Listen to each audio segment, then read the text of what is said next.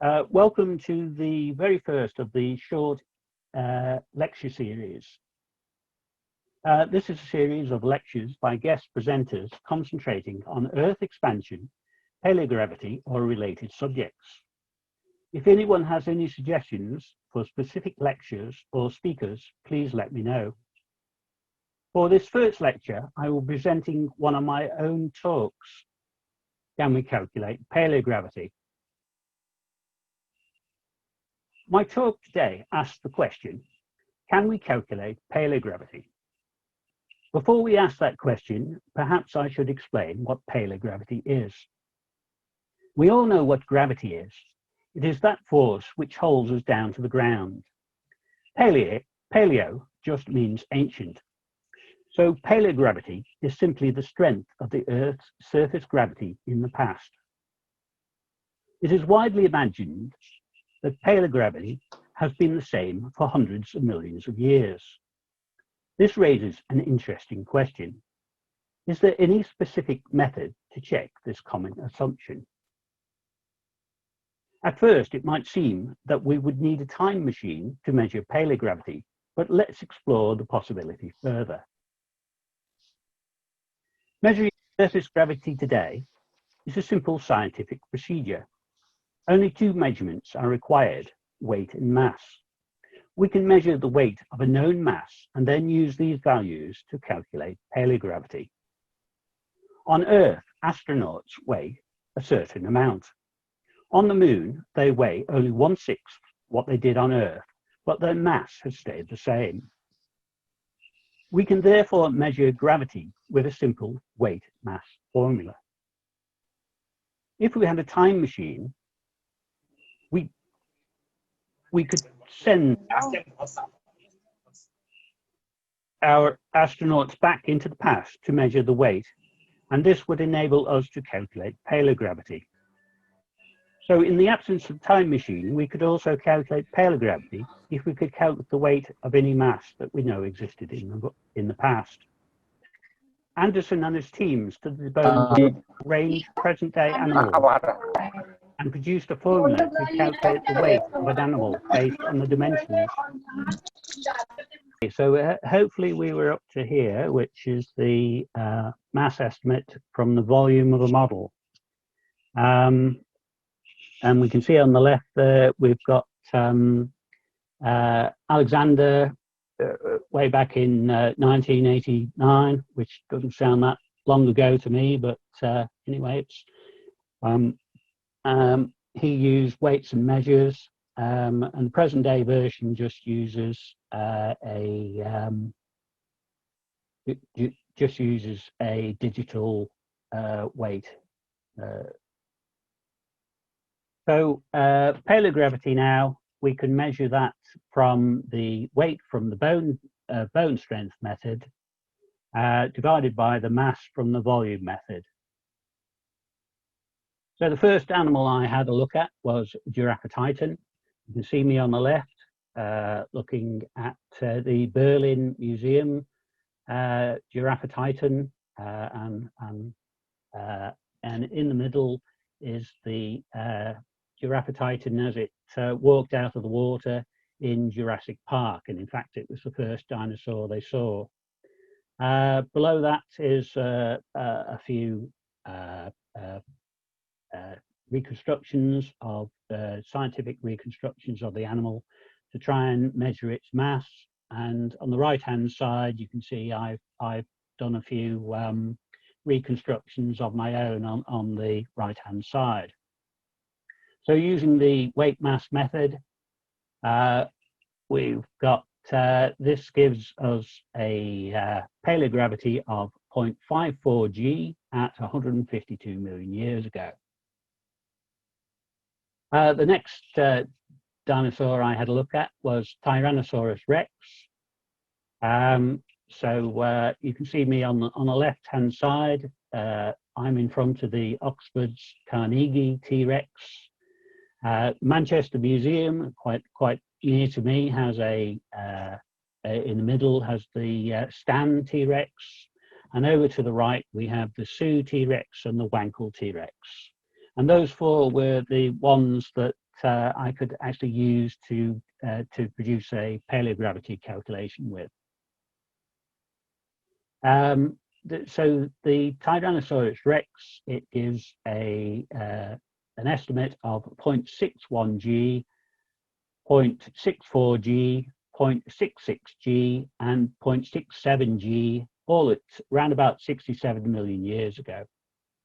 And you can see those obviously on the graph there. The next dinosaur I looked at was Acrocanthosaurus, and you can see the length of this dinosaur. It's actually as long as a T-Rex, but it's a lot more narrow, and this produces a lot lighter animal. And this is also trying to push the time back now. So at 0.54 G, it gives a paleogravity. It gives a paleogravity of 0.54 G at 113 million years ago. Coelophysis is a really ancient dinosaur. It's quite a small one. It's only about 1 meter tall, but it's one of the first dinosaurs to evolve. So it takes us right back to 210 million years ago. And coelophysis gives us an estimate of 0.42 G and 0.44 G at 210 million years ago. Gigantoraptor is actually a dino bird that has only just recently been found, and this is obviously one of the ones that we now think that quite a few dinosaurs had started to evolve feathers, and you can see on the left hand side there, you can see it's still quite a gigantic animal, lot bigger than any bird alive today. So Gigantoraptor, it gives us an estimate of 0.61 G at about 80 million years ago. The next dinosaur was Ankylosaurus.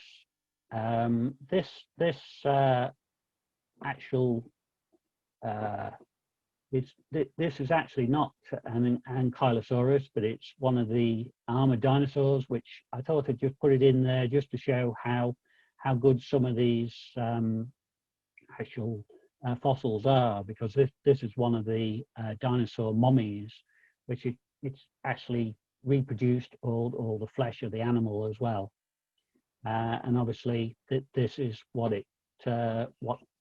paleontologists think it looked like in real life.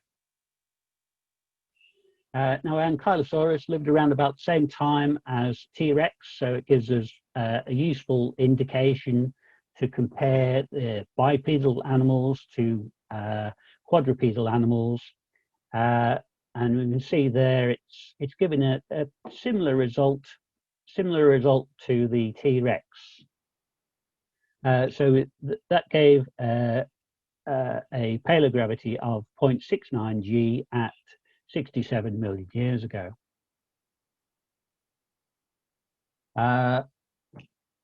Another armored dinosaur was Europleucephalus, and this one has got a nice reconstruction here by one of the well-known paleoartists.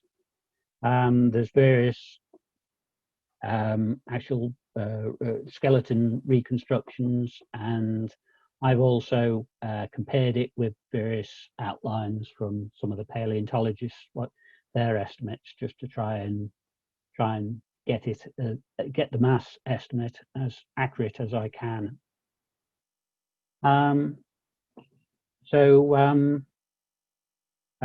Europleucephalus gives its 0.65 G at 76 million years ago.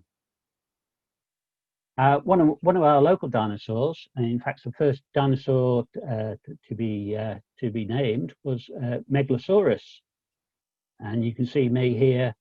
There's one down actually a life-size reconstruction down in Oxford.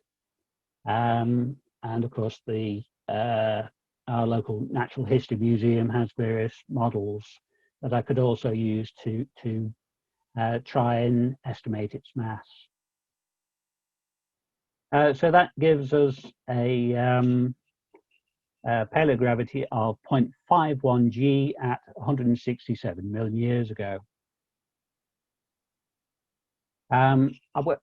Obviously, all of those have been dinosaurs up to now. That only takes us up to 65 million years ago. So I wanted to have a look at one of the mammals, and that takes us to around about 30 million years ago. So that just fills in a bit of a gap there. And this is one of the, this is Paraceratherium.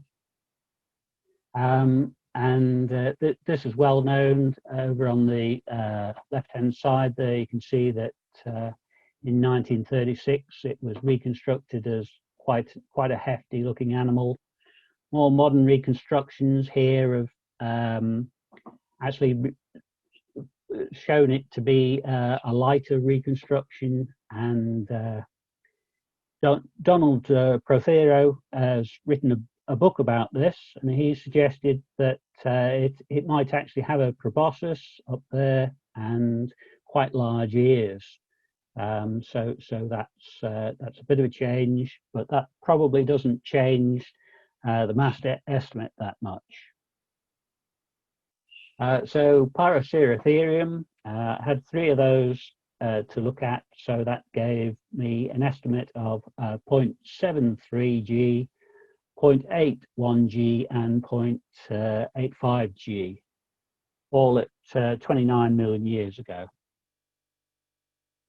So I've put all of those on all together on a graph, and I think you can see that it looks to me like it's not a straight line increase in surface gravity, but it's exponentially increasing. So this line here is just a very tentative estimate of what I think I might be seeing there. And obviously I need to fill in quite a few more estimates here, just to give me a more, to make it more give me a better estimate. Well, thank you very much for listening to me, and I shall come out of that and hopefully stop that share. So I don't know if anybody has any questions, but I think if we hover down to the bottom, there's actually a chat down the bottom. So if anyone wants to type a question in to ask, please feel free to type the question in. And if anybody would like to actually speak and physically ask a question, then perhaps they can type into the chat that they would like to ask a question, and then we can listen to that. Well, thank you for attending the first short lecture. And our next short lecture next month will be by James Maxlow, and he'll be modelling the seafloor crust. And the lecture will focus on modelling seafloor crust to create scale models of the Earth extending from the present to the Jurassic. Can you hear me? Yes, that might be a good idea. Okay. Yeah. I don't know what other animals you've been looking to measure or estimate, but I would suggest the Pleistocene mammals, because they were so much larger. I mean, huge beavers, huge kangaroos, obviously huge elephants and mammoths and so forth. And it strikes me that it's possible that gravity was less than 1 back then, and that's only less than 1 million years ago, or a couple million years ago at most. And I was wondering if you had picked an animal out to measure. No, no. I mean, you're quite right there. Not something I've got to do, is it? Surely. Okay, can you hear me now? Yes. Okay, I was trying to unmute, but Stephen had to unmute me before I could unmute myself.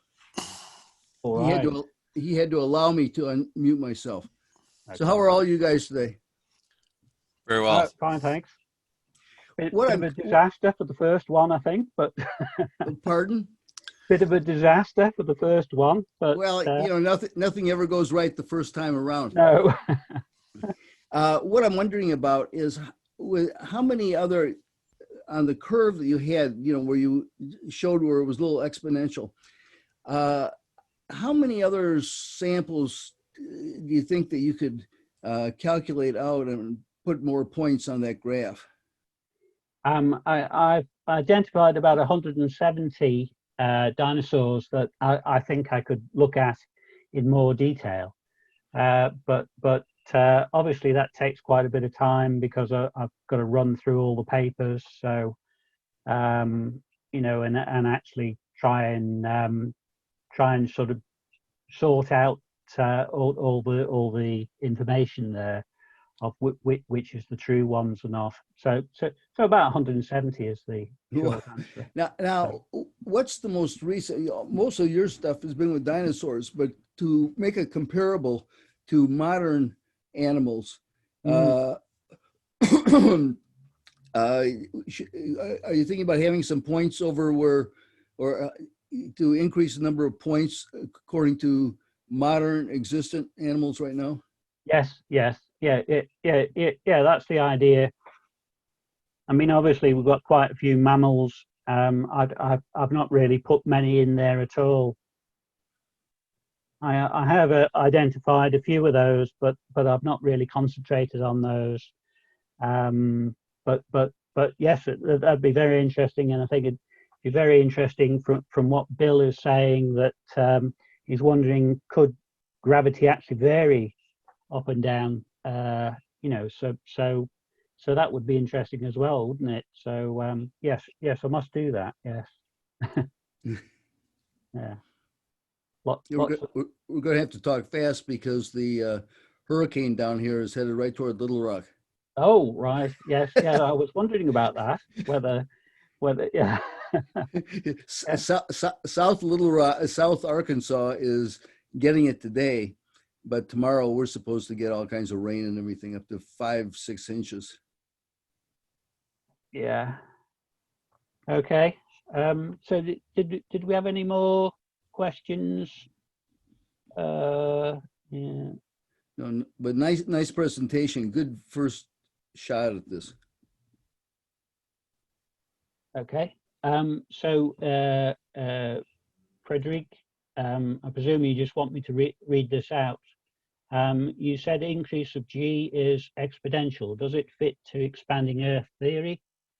I mean, in expanding Earth theory, is increase of gravity exponential to, and why?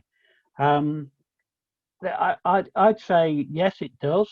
Perhaps James, when he does his, I don't know if we'll get on to that, but certainly it does look very similar. If we assume that mass is increasing, then it certainly seems to be, you know, expanding Earth theory would assume that it was an exponential increase. So it does. It certainly does seem to fit with that data. Is